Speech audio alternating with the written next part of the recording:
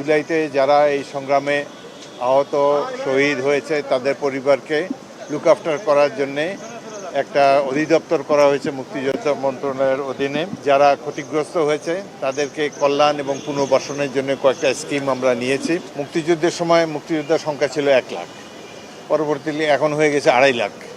তো বিরাট সংখ্যক এরা ভুয়া মুক্তিযোদ্ধা। এমনকি বিগত সরকারের সময় 16 জন সচিব ভুয়া মুক্তিযোদ্ধা বলে প্রমাণিত হয়েছে এবং তাদের মুক্তিযোদ্ধা ভাতা ক্যান্সেল করে দেওয়া হয়েছে। এরা অন্যায়ভাবে আর্থিক যেসব সুবিধা নিয়েছে সেগুলো আবার ফিরিয়ে আনার জন্য আমরা চেষ্টা করব। ইতিমধ্যেই আমরা বাছাই করেছি কারা প্রকৃত আহত, তাদের গেজেট করা হয়েছে এবং ইতিমধ্যেই তাদেরকে ভাতা দেওয়া হচ্ছে। যারা ক, খ, গ 3টি শ্রেণীতে বিভক্ত করা হয়েছে। যারা গুরুতরভাবে আহত এই অনুসারে এই ক্যাটাগরিজ করা হয়েছে এবং 30 লক্ষ টাকা প্রত্যেক শহীদ পরিবারকে 30 লক্ষ টাকা সঞ্চয়পত্র দেওয়া হয়েছে। আর যারা জীবিত আছে তাদের মধ্যে ক, খ, গ 3টা শ্রেণীতে মাসিক ভাতা দেওয়া হচ্ছে। ক শ্রেণী পায় 20,000 টাকা, খ শ্রেণী 15,000 টাকা, গ শ্রেণী পায় 10,000 টাকা। এইভাবে জুলাইতে যারা এই সংগ্রামে আহত শহীদ হয়েছে তাদের পরিবারকে লুক আফটার করার জন্যে একটা অধিদপ্তর করা হয়েছে মুক্তিযোদ্ধা মন্ত্রণালয়ের অধীনে, যেটা হলো জুলাই গণ অভ্যুত্থান পরিদপ্তর। এর মাধ্যমে আমরা সিস্টেমেটিক্যালি জুলাইতে যারা ক্ষতিগ্রস্ত হয়েছে তাদেরকে কল্যাণ এবং পুনর্বাসনের জন্য কয়েকটা স্কিম আমরা নিয়েছি। ইতিমধ্যে আমরা আজকে আরও যারা জুলাই যোদ্ধাদের মধ্যে যাদের ছেলেমেয়েরা শহীদ পরিবারের ছেলেমেয়েরা লুক আফটার হয় না, তারা অনেকে স্কুল থেকে ড্রপ আউট হয়ে গিয়েছে, তাদেরকে আমরা আবার শিক্ষা ভাতা দিয়ে স্কুলে যাতে তারা পড়াশোনা করতে পারে সে ব্যাপারে আমরা উদ্যোগ গ্রহণ করব।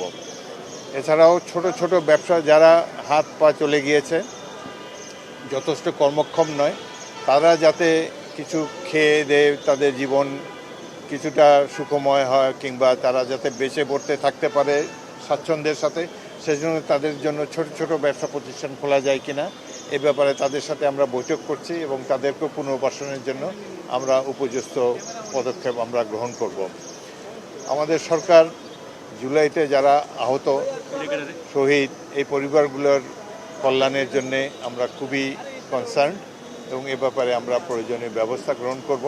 কী ধরনের প্রজেক্ট দিলে আমরা বিআরডিবি বা অন্যান্য সংস্থার মাধ্যমে যাতে তারা মোটামুটি সচ্ছলভাবে স্বচ্ছন্দের সাথে সংসদ পরিচালনা করতে পারে সেজন্য তিনি সাজেশন দিয়েছেন। তারা যাতে তাদের পুনর্বাসনের ব্যাপারে তিনি উদ্বিগ্ন এবং সে ব্যাপারে আমাদের যেসব স্কিম রয়েছে সেগুলোর ব্যাপারে আমরা তাদেরকে প্রধানমন্ত্রীকে ব্রিফ করেছি। মুক্তিযুদ্ধের সময় মুক্তিযোদ্ধার সংখ্যা ছিল 1 লাখ, পরবর্তীতে এখন হয়ে গেছে 2.5 লাখ। তো বিরাট সংখ্যক এরা ভুয়া মুক্তিযোদ্ধা। এমনকি বিগত সরকারের সময় 16 জন সচিব ভুয়া মুক্তিযোদ্ধা বলে প্রমাণিত হয়েছে এবং তাদের মুক্তিযোদ্ধা ভাতা ক্যান্সেল করে দেওয়া হয়েছে। বর্তমানে জাতীয় মুক্তিযোদ্ধা কাউন্সিল একটা দেশের বিশিষ্ট মুক্তিযোদ্ধাদেরকে নিয়ে গঠিত। তারা এই মুক্তিযোদ্ধাদের তালিকা যাচাই বাছাই করছে। ইতিমধ্যে 300 ভুয়া মুক্তিযোদ্ধাকে তারা বাদ দিয়েছে এবং এটা কনস্ট্যান্ট প্রসেস রয়েছে এবং আমরা আশা করি যে মুক্তিযুদ্ধে যা কিছু বেনিফিট বা বেনিফিশিয়ারি যারা আছে এটা যাতে প্রকৃত মুক্তিযোদ্ধারা পায় সে ব্যাপারে আমরা উদ্যোগ গ্রহণ করব।